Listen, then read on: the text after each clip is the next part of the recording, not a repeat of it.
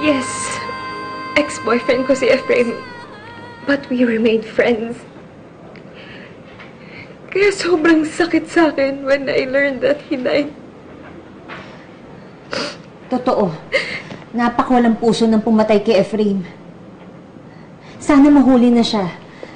Gusto ko nga sana maging manugang si Efrain eh. Nasaan ba kayo kanina? Bakit bigla kayong nawala sa event? At merong nakarinig sa inyo na pupuntahan niya raw si Efrain.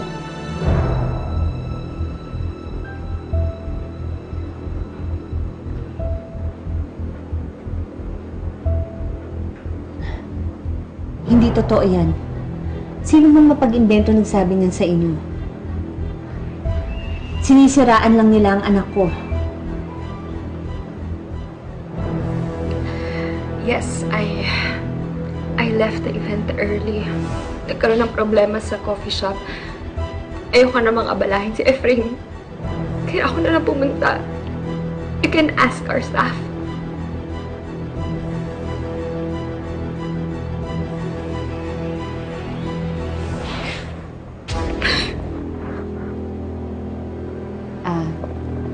Gabi na, sir. Gusto na namin magpahinga. Next time, kung wala kayong waral, hindi na namin kayo i-entertain.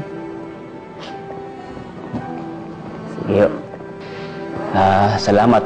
At pasensya na po sa abala. Magandang gabi po.